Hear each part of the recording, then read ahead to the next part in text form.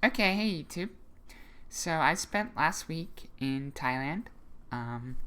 Made some new friends. I went on a trip with a coworker and then a bunch of people that she knew, and we all spent a week together in Thailand. And something that I talked about, or I made a one post about on Facebook, was the fact that at some points during the week in Thailand, the subject of Ladyboys came up. There was a guy on the trip who was using Tinder while in Thailand and swiping through profiles and things like that.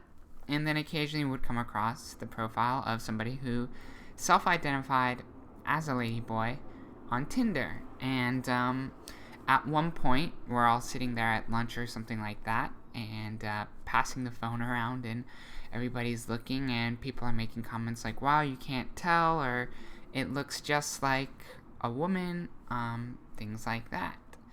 And I just posted that, okay, this is a little bit awkward, just sitting here at lunch with a whole bunch of people and they're talking about a trans person. And I happen to be trans sitting with them and they don't know.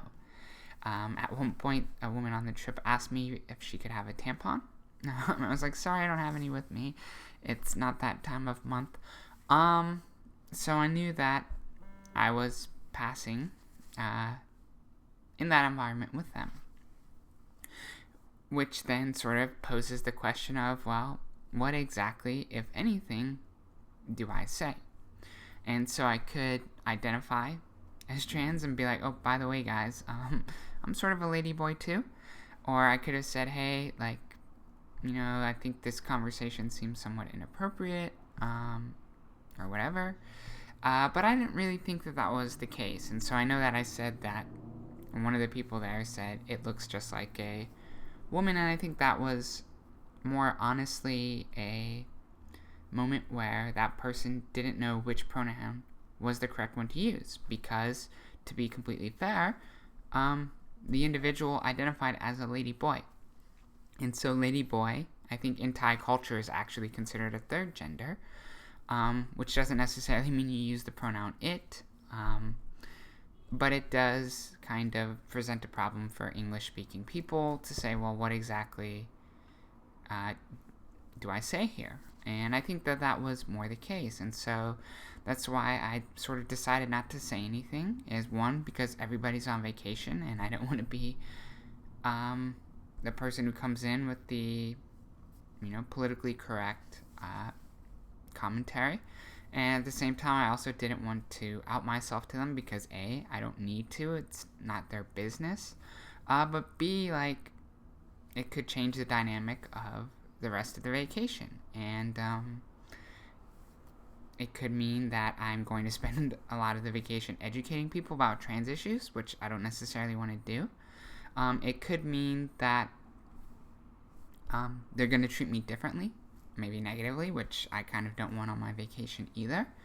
And so I think the safest was just to kind of go with the status quo and not really say anything. And I think this is what people mean when they talk about kind of slipping into stealth or non-disclosure.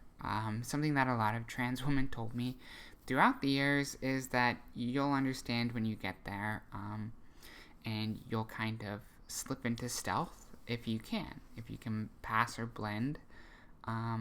Eventually you get tired of education, you get tired of activism, you get tired of negativity surrounding trans people, and so if you can avoid them, you do and you will.